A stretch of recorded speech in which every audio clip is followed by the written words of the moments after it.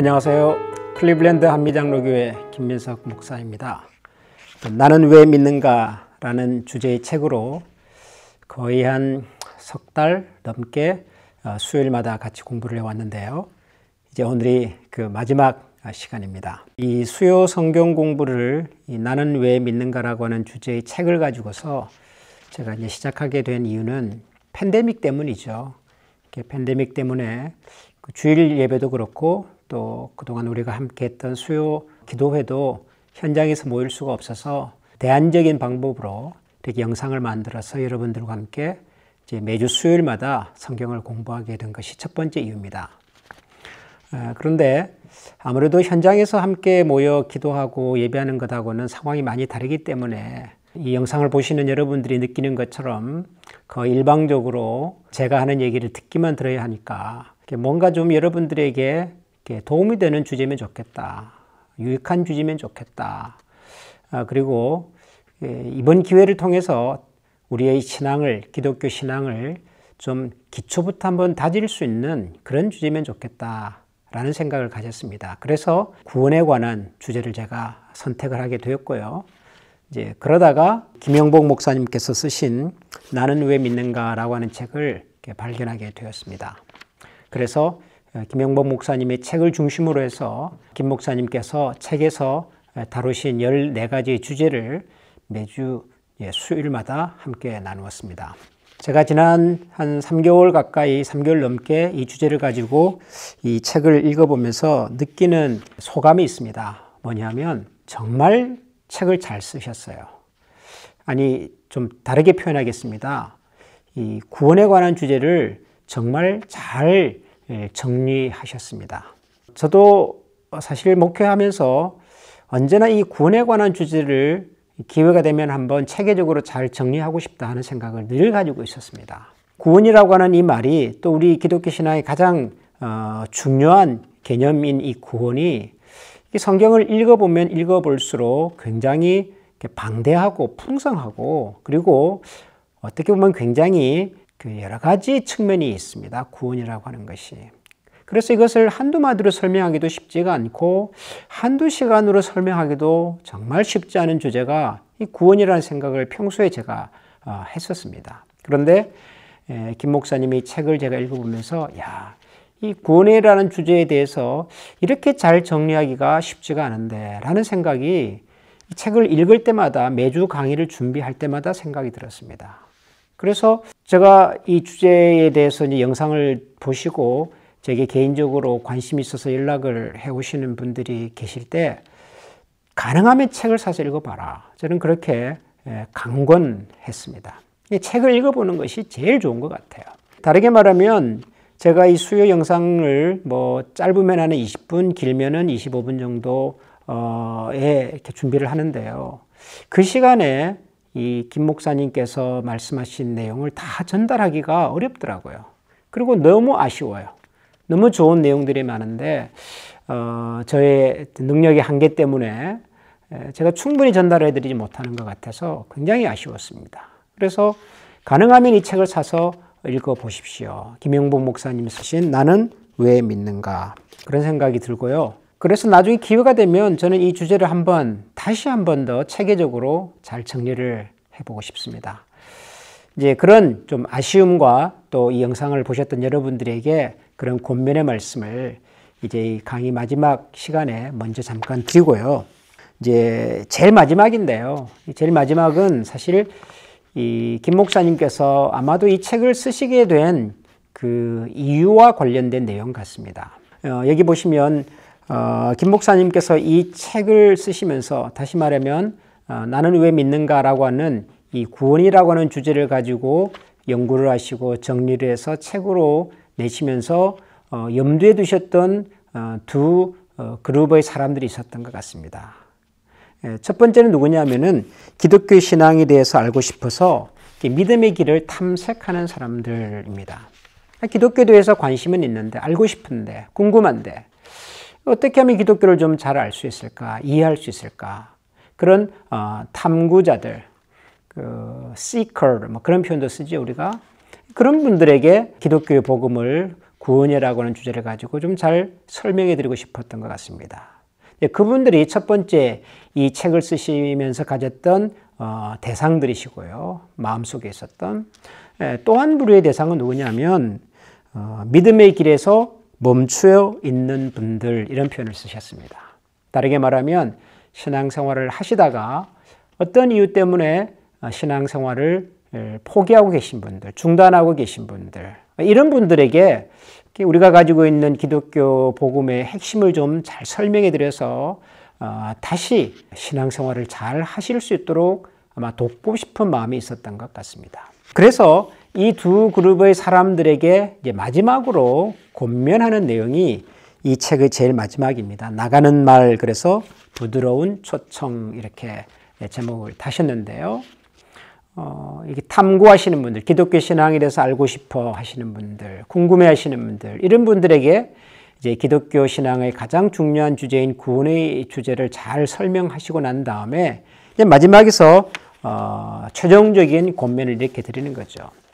결국 이 구원이라고 하는 것은 우리가 예수 그리스도를 내 삶의 주인으로 모셔드리고 그분과 함께 내가 이제 인생을 살아가겠습니다라고 하는 뭐랄까요? 결정이죠, 결정. 믿음이라고 하는 것은. 그래서 제일 먼저 우리가 해야 할 것이 예수님을 우리의 주님으로 영접하는 것입니다. 영접. 영접이라고 하는 말은 두 가지를 가지고 있습니다. 첫 번째는 나는 예수님이 필요한 사람입니다 라는 사실을 인정하는 것이죠. 그냥 예수님이 아니라 내 인생의 주인으로, 내 삶의 주님으로 나는 예수님이 필요한 사람입니다 라는 사실을 인정하는 것입니다. 이거를 뭐 다른 말로 회개라고도 말할 수가 있고요. 그죠? 그러니까 예수님 없이 살아가는 내 삶에 심각한 문제가 있구나 하는 것을 내가 깨닫는 것이고요. 이 심각한 문제를 해결할 수 있는 길은 예수 그리스도 그분이구나 하는 사실을 내가 인정하는 것이죠. 그래서 영접의 첫 번째는 예수님, 제 삶에 오셔서 제가 가지고 있는 여러 문제들을 고쳐주시고 저를 향한 그 주님의 그 크고 아름다운 비밀을 제가 깨달아갈 수 있도록 제 속에 찾아와 주십시오. 저는 그런 예수님의 도움이 필요한 사람입니다 라는 사실을 내가 인정하는 것입니다. 영접의 첫 번째 단계입니다. 두 번째는 뭐냐면 그러므로 실제로 예수님 내 마음속에 찾아와 주십시오. 오셔서 저의 감정, 저의 마음, 저의 생각, 이때까지 제가 살아왔던 제 삶의 모든 것들을 이제 주님의 손에 맡겨 드리겠습니다. 주님께서 주인이 되셔서 저를 다스려 주십시오 라고 예수님을 초청하는 것입니다. 영접의 두 번째는 초청인 것이죠. 그러므로 이제 나는 왜 믿는가라고 하는 책을 통해서 기독교 신앙의 핵심이 이것이구나. 정말 우리에게 예수님 그분이 내 삶의 주인이 되셔서 나와 함께 걸어가시고 나를 만들어 가시는 그런 삶이 정말 나는 필요한 사람이구나 라는 사실을 우리가 만약에 깨달았다면 주님, 저는 주님이 필요한 사람입니다. 저의 약한 혹은 어리석은 혹은 고집스러운 이런 부분들을 주님께서 오셔서 이렇게 다스려 주시고 다듬어 주시고 예수님께서 제 삶의 진정한 주인이 되어 주십시오 라는 영접의 기도를 드리시는 것입니다. 만약에 기독교 신앙에 대한 관심이 있어서 이 책을 읽으신 분이 계시다면은 이 책의 마지막 장을 덮기 전에 꼭 영접의 기도를 드리실 수 있으면 좋겠습니다. 친절하게도 김 목사님께서 이 마지막 챕터에 영접 기도의 실례를 하나 소개를 해드렸습니다. 제가 읽어보니까 아주 좋은 잘 준비된 기도 같습니다. 이 기도문을 여러분들이 활용하셔서 예수님을 나의 구주로 영접하실 수 있기를 저도 기도하겠습니다. 영접하는 것입니다.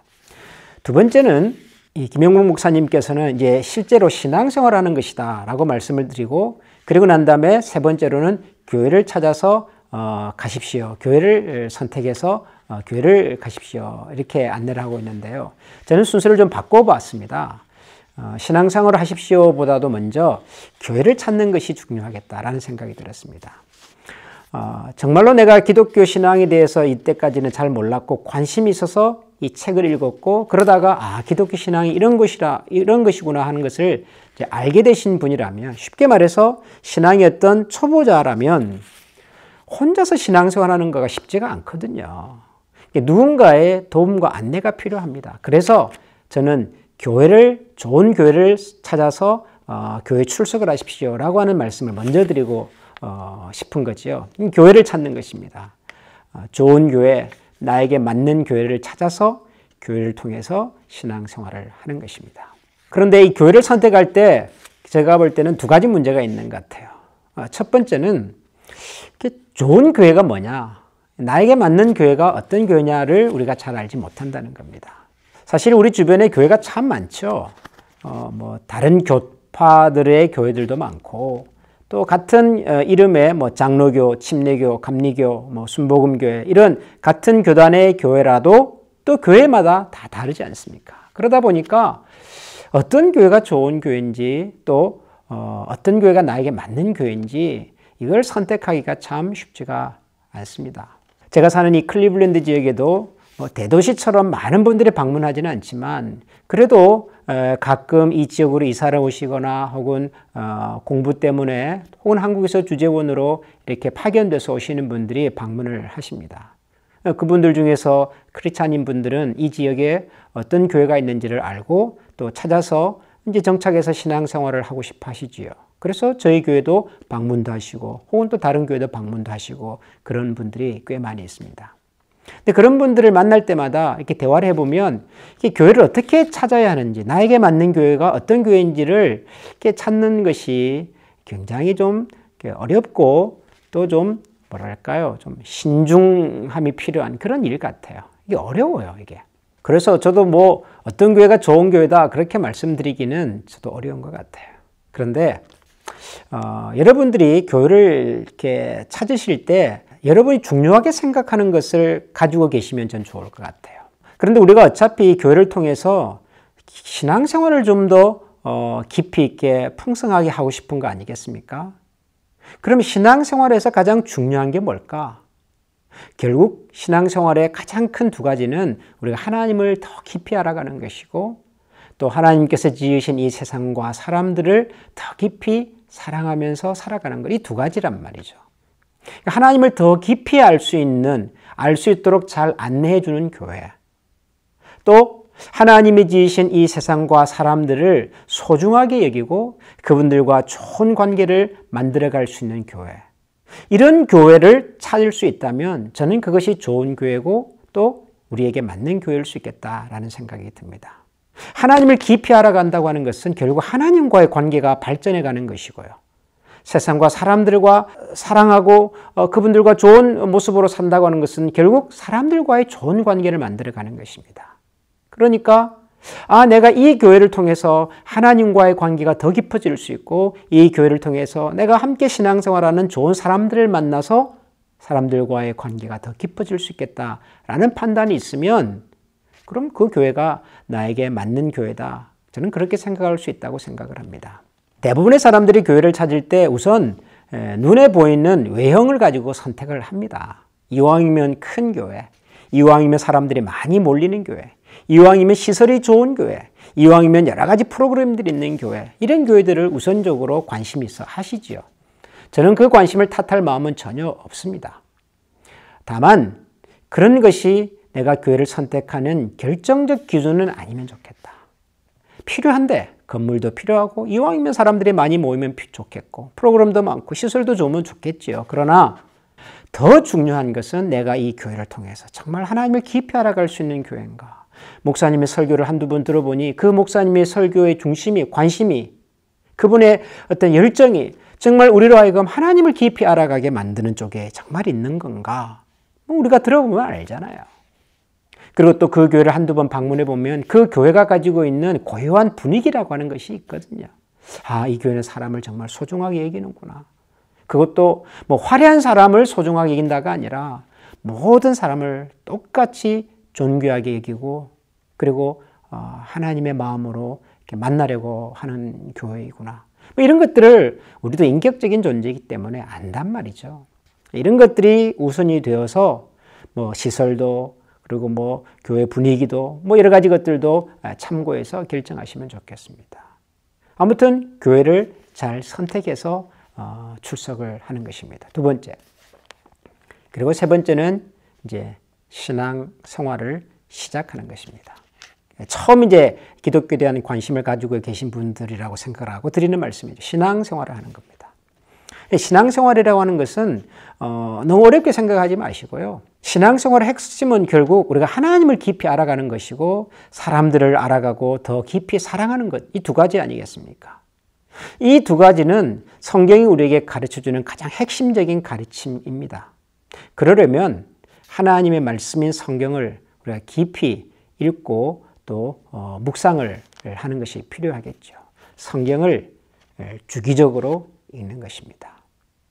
이게 생각보다는 쉽지 않습니다. 오래 신앙생활 하신 분들에게도 성경을 규칙적으로 체계적으로 읽으십시오, 묵상하십시오 이렇게 안내를 해드리면 그걸 어려워하시는 분들이 많습니다. 어떻게 보면 이게 이제 우리 동양 문화의 또 하나의 좀 뭐랄까요, 좀 약점이랄까요, 좀 그런 게 있는 것 같아요. 우린 주로 듣는 쪽에 익숙해가지고요. 내가 적극적으로 참여하고 그 속에 들어가는 그런 훈련이 상대적으로 이 서구 문화에 비해서 조금 약한 것 같아요. 신앙생활도 늘 목사님의 설교를 듣고 누가 기도를 해주시고 뭐 은혜를 받고 주로 이런 쪽에 있지 내가 직접 그 속으로 들어가서 그 말씀의 그 진짜 맛을 알아가고 찾아가고 또 하나님 앞에 적극적으로 나아가고 이런 것들이 상대적으로 우리에게 조금 부족한 면이 아닌가 그런 생각을 평소에도 저는 해봅니다. 하셔야 합니다. 직접 하셔야 합니다. 하나님의 말씀을 성경을 체계적으로 꾸준히 읽는 것. 제일 좋은 방법은요. 요즘은 이 매일 성경을 읽을 수 있도록 도와주는 그런 책들이 많이 나와 있습니다.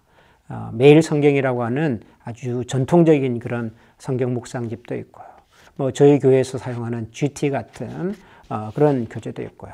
찾아보시면 많습니다. 그래서 그런 교재를 이용하셔서 체계적으로 성경을 잘 읽고 묵상하는 것. 그것이 신앙생활의 첫걸음입니다. 두 번째는 이거는 이제 사실은 우리 기독교 신앙이 가지고 있는 가장 신비로운 영역이라고 저는 생각을 하는데요. 기도입니다. 기도. 아니 목사님 기도는 뭐 다른 종교도 있지 않습니까? 불교 신자들도 이렇게 정진해서 108 기도 이렇게 하시고 뭐 무슬림 신자들도 하루에 3번씩 메카를 향해서 기도도 하시고 뭐 다른 종교도 있는데요. 라고 말씀을 하시는데 기도라는 용어를 사용하는 것은 맞습니다. 그런데 기도의 내용과 방식이 다른 거죠. 기도의 내용과 방식이 다르다는 말이 뭐냐 그러면은 우리 기독교에서 말하는 기도라고 하는 것은 하나님께서 살아계시다고 하는 믿음을 근거로 해서 전제로 해서 살아계신 하나님과의 인격적인 교제예요. 기도라고 하는 것은 인격적인 대화라고 이게. 그러니까 우리 어른들께서도 이렇게 기도하잖아요. 신령님께, 조상님께 이렇게 몸을 깨끗하게 단장하고 깨끗한 물을 떠놓고 이런 새벽에 일어나서 기도하지 않습니까? 그 기도는 비는 거죠. 뭔가를 요청하는 거죠. 간절한 마음으로. 그런데 뭐 그 조상신이 뭐 산신령이 바다신이 살아계신 인격적인 존재냐 아니냐 그거는 그렇게 중요한 문제는 아닙니다. 내 정성이죠. 정성. 기도의 핵심이. 어쩌면 다른 종교에서도 이와 비슷하지 않을까 생각을 합니다. 108 기도. 뭐 저는 뭐 상상도 할 수 없죠. 그 굉장히 힘든 거거든요. 계속 일어섰다가 또 이렇게 엎드렸다가 이것을 108회를 한다면 정말 체력적으로도 쉬운 일이 아닙니다. 그럼에도 불구하고 그만큼의 정성을 들여서 내 마음의 간절한 소원을 절대자에게 내가 전한다라고 하는 것이지 않습니까? 근데 기독교의 기도는 그런 건 아닙니다. 기독교의 기도의 핵심은 내가 정성을 들여서 간절하게 그리는 것에 핵심이 있는 것이 아니라 기도의 대상이신 하나님에 대한 인격적 신뢰입니다. 하나님이 살아계시다고 하는 믿음의 근거에서 드리는 대화라고요.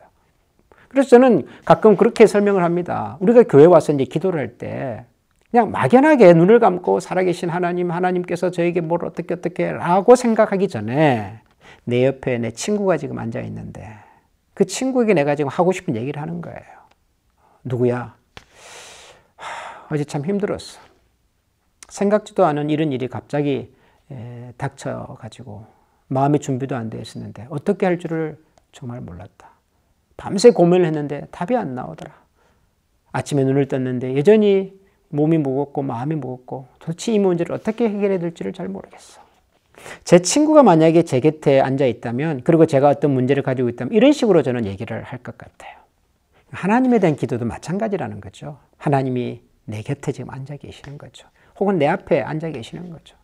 그 하나님 앞에 내가 눈을 감고 하나님, 어제 이런 일을 만났습니다. 이런 경우가 어디에 있습니까? 아니, 저는 한다고 했는데 어떻게 사람들은 제 마음을 이렇게 오해하고 제게 이런 비난과 이런 모욕을 줄 수가 있습니까?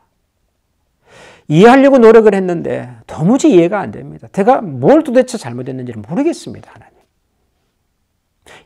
이렇게 기도할 수 있다는 거죠. 꼭 뭐 기도라고 해서 전능하사 천지를 만드신 하나님, 하나님은 모든 것을 아시고 하나님은 우리의 모든 것을 책임져 주시고 이런 화려한 수식어로 하나님을 안 불러도 하나님이 내 곁에 계시고 정말 하나님이 나의 모든 것을 아신다면 그냥 내 마음에 자연스러운 생각을 그냥 그렇게 말씀을 드리는 거죠. 기도란 그런 것입니다. 감사도 마찬가지죠. 하나님, 어제 저희 딸이 이런 일을 했대요. 저게 이렇게 문자를 보냈는데 얼마나 기뻤는지 모릅니다. 야, 정말 이게 또 자식을 둔 부모의 보람이 아닌가 이런 생각이 들 만큼 너무 좋았습니다. 하나님 앞에 기도를 그렇게 할 수 있다는 거죠. 꼭 하나님 우리 딸에게 이런 지혜를 주시고 능력을 주셔서 세상의 머리가 되게 해주시고 그래서 감사합니다. 아니, 그렇게 안 해도 돼요. 꼭 하나님 앞에서 하나님이 우리의 그런 표현에 관심이 있으시겠어요? 우리의 마음과 중심에 관심이 있는 거죠. 기도하자. 기도는 우리 그리스도인들이 살아가는 영혼의 호흡이니까요. 기도. 그래서 이 책의 핵심은 간단합니다. 기독교에 대해서 관심을 가지고 탐구하시는 분이든 아니면 신앙생활 하시다가 어떤 이유 때문에 좀 중단하고 계신 분이든 상관없이 다시 한번 우리가 주님 앞에 나와서 예수님, 이런저런 이유 때문에 제가 참 많이 힘들었고 또 방황했고 예수님 없이 살았는데 혹은 힘들어서 포기하고 있었는데 다시 한번 저의 약함과 부족함을 제가 알겠습니다. 오셔서 저의 주인이 되어주시고 저의 고민을 주님께서 풀어주시고 또 잘 풀어갈 수 있는 지혜를 주십시오. 오셔서 제 삶의 주인이 되어주십시오.